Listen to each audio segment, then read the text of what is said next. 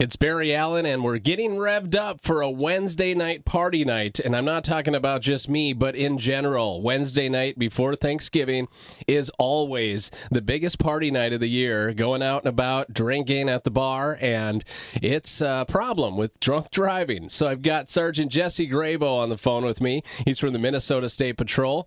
And is your plans to be on out there in large numbers this year, Jesse? That is exactly it. I mean, it's no secret that we will be out there. We want people to hear that message again, because again, from our experiences, what we've seen over the years is people do go out and celebrate quite heavily on that night before Thanksgiving Eve, and to some it's known as Blackout Wednesday, and that's, boy, I tell you what, that's not a good thing when you get to that point. And so it all comes down to planning ahead, being prepared, and being responsible. Go out and celebrate, but be smart about it.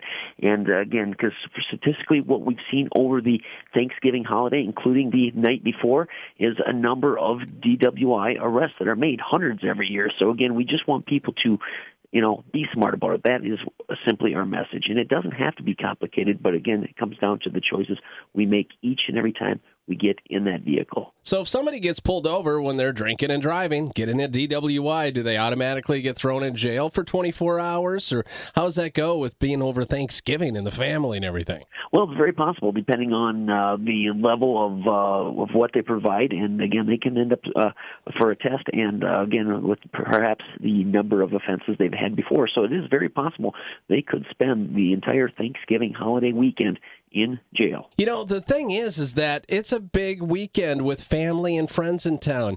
You should just get the phone number of that family member or friend and ask them beforehand if they can give you a ride after bar close or when you're ready to go, so you don't have to drive. Think about it beforehand, right? Well, that's just it. I think they lull themselves into that false sense of security that they're either okay to drive, or they're going to get lucky and perhaps law enforcement is going to be tied up doing something else. So again, plan ahead, be prepared, be smart. And again, for people that are, that don't go out and celebrate, let those people know, the ones you care about, family, friends, if they're going to go out and do that, that you're there to give them a ride, that you'll come pick them up from the bar or wherever they're at to see that they get home safely.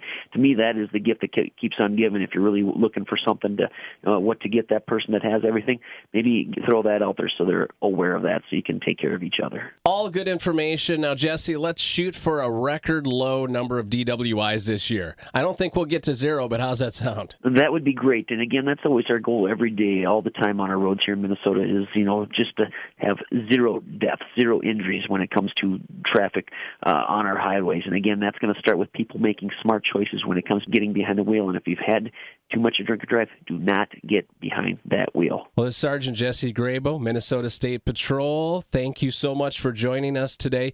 And make sure you guys stay safe out there as well and have a great Thanksgiving. Thank you, and you do the same.